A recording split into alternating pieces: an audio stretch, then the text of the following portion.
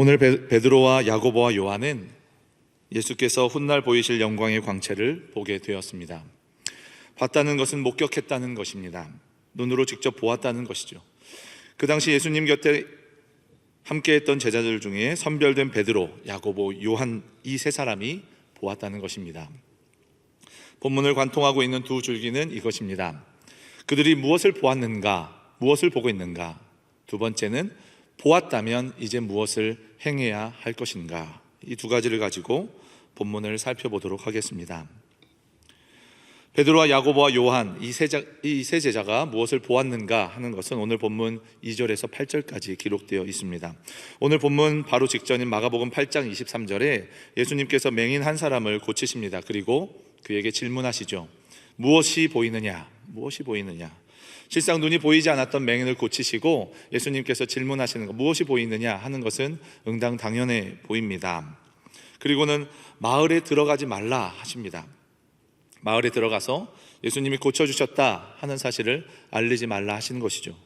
그런데 오늘 본문에 예수님의 영광의 모습을 본 베드로와 야고보와 요한에게도 예수님은 비슷한 말씀을 하십니다. 마가복음 9장 9절에 그들이 산에서 내려올 때에 예수께서 경고하시되 인자가 죽은 자 가운데서 살아날 때까지는 본 것을 아무에게도 이르지 말라 하시니. 아멘.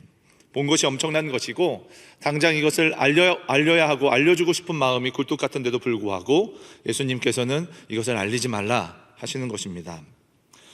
무엇이 보이느냐에 대한 질문에 답을 얻은 맹인과 이 세 제자는 알릴 수 없는 곤경에 빠지게 된 것이죠. 그 이유는 그 다음에 예수님께서 제자들에게 한 질문에 답이 있는 것 같습니다. 맹인을 치유하신 이후에 마가복음 8장 27절에 제자들에게 질문하십니다. 사람들이 나를 누구라 말하느냐? 유명한 질문이죠. 그리고 한 단계 더 나아가셔서 제자들에게 이렇게 질문하십니다. 너희들은 나를 누구라 말하느냐? 제자들의 직접적인 의견을 물으신 것입니다. 그러자 기독교 신앙의 근간을 이루고 있는 고백이 등장합니다. 주는 그리스도이십니다. 맹인과 세 제자는 무엇을 보고 있느냐 하는 질문에 답할 수 있게 되었습니다. 그런데 예수님께서 답할 수 없게 하신 것이죠. 그 이유는 본다는 것은 안다는 것과 직결되어 있기 때문입니다. 무엇을 보았는가 하는 것은 무엇을 안다는 것이기 때문이죠. 예수님께서는 이제 보았고 알고 있는 베드로에게 기쁨의 소식을 전하라 하실 만도 하신데 마가복음 8장 30절에 아무에게도 알리지 말라 하십니다.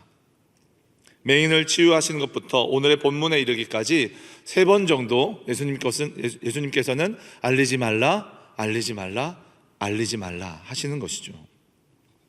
예수님이 생각하시기에 때와 시기도 그러했고 맹인과 제자들 그리고 오늘 본문의 세 제자들이 예수님을 안다 하는 부분에 부족한 것이 보였기 때문입니다.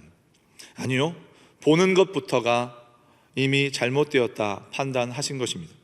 그때가 되어 예수님은 그 부족한 부분을 제자들에게 선포하십니다. 고난을 받고 죽임을 당하실 것과 사흘 만에 부활하실 것을 선포하십니다. 이 말을 듣고 베드로는 예수님을 붙잡고 꾸짖었다 이렇게 기록되어 있습니다.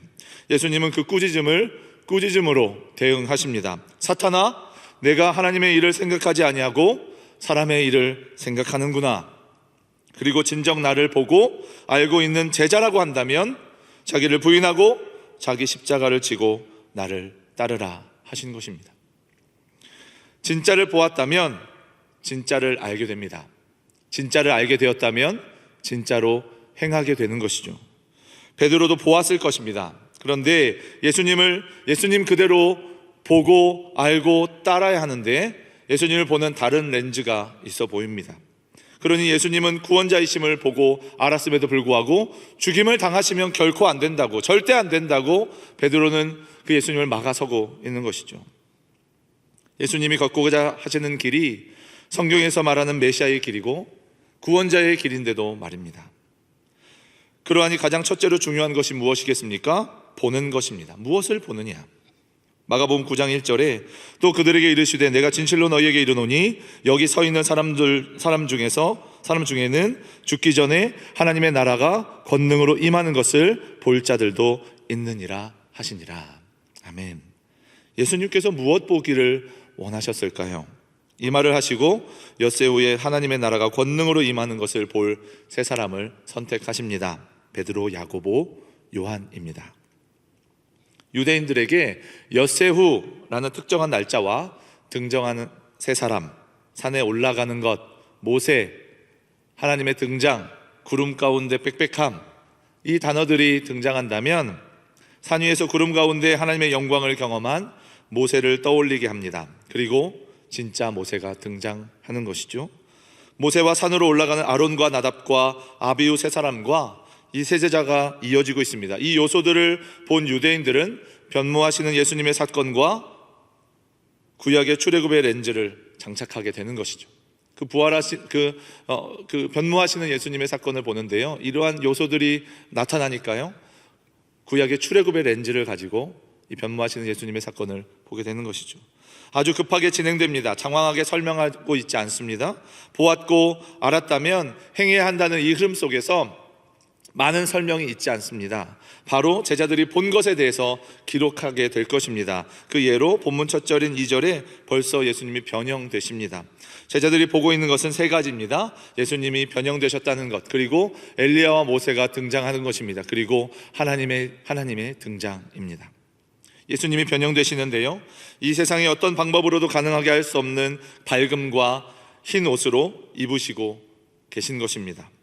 예수님은 우리의 능력과 생각으로 어찌해 볼 수 없는 분이시라는 것이죠. 예수님의 광채와 흰 옷에 우리의 생각과 노력이 들어갈 틈이 없이 완벽해 보입니다. 그런데 예수님이 변형되었다, 성경은 수동태로 기록하고 있습니다. 변형하신 것이 아니라 변형되신 것이죠. 이 모든 것을 성부 하나님께서 시작하시고 인도하고 계신다는 것입니다. 예수님 스스로 보여주시고 죽으시고 사흘 만에 부활하실 것을 말씀하셔도 듣지 않거나 오해하고 있으니 하나님 아버지께서 가깝게는 예수님의 부활, 멀게는 그때와 시기 가운데 예수님의 재림 가운데 보여주실 그 영광의 광채를 통해, 그 영광의 광채를 예수님의 변모를 통해 증언하고 계신다는 것입니다. 음성으로 증언하시면서 들리게도 하시지만 예수님의 광채로 덮인 그 흰 옷을 변형시켜 주시고 빽빽한 구름 가운데 덮여지게 하심으로 그들의 눈 가운데 하나님의 임재를, 하나님의 그 영광을 보게 하신 것입니다. 이때 엘리야와 모세가 등장합니다. 마가복음 9장 4절에 이에 엘리야가 모세와 함께 그들에게 나타나 예수와 더불어 말하거늘, 이렇게 기록되어 있습니다. 그들이 엘리야와 모세라는 것을 어떻게 제자들이 알았는가 하는 것을 성경에서는 묘사하거나 설명해주고 있지 않습니다. 알 수 있는 것은 엘리야와 모세가 제자들의 눈앞에 실제로 존재하고 있다는 것입니다. 두 번째는 예수님이 그들과 대화하고 계시다는 것입니다. 꿈이나 기대가 아니라는 것입니다. 상상이 아니라, 허상이 아니라 제자들 앞에 엘리야와 모세가 실제로 존재하고 있었다는 것입니다. 엘리야가 불말과 불병거 가운데 있었는지, 모세가 두 돌판을 들고 있었는지 묘사하고 있지 않지만 제자들은 그들이 엘리야와 모세였다는 것을 명확하게 알고 있었다는 것입니다.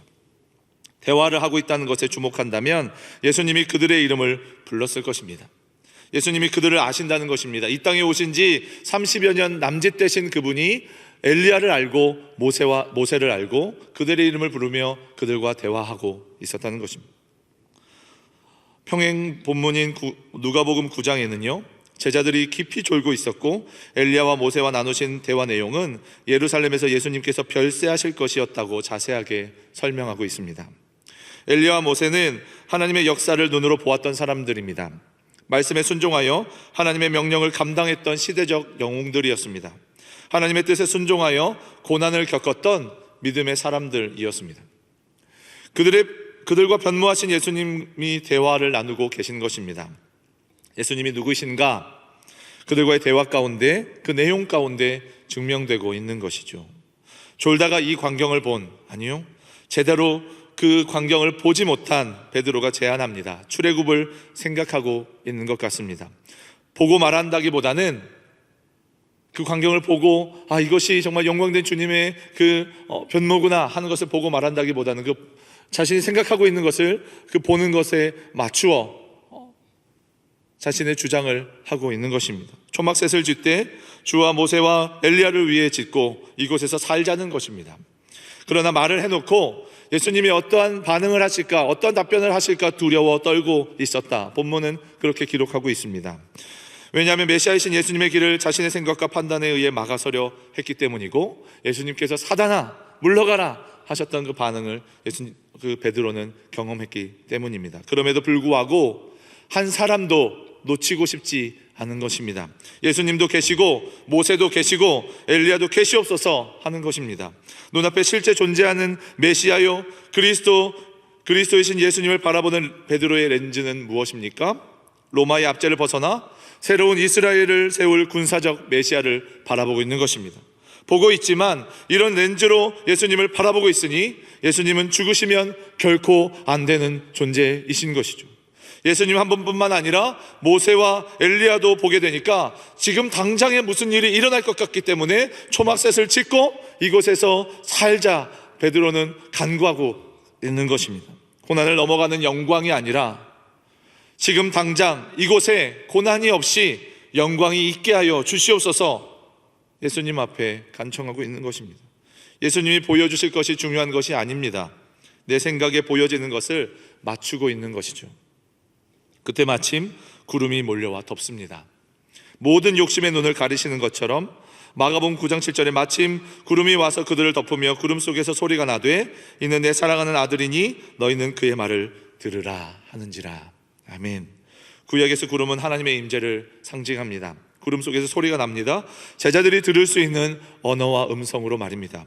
내 사랑하는 아들이니 너희는 그의 말을 들으라. 예수님이 세례받으실 때에 하늘로부터 들린 음성과 동일합니다. 마가복음 1장 11절에 하늘로부터 소리가 나기를 너는 내 사랑하는 아들이라 내가 너를 기뻐하노라 하시니라. 아멘.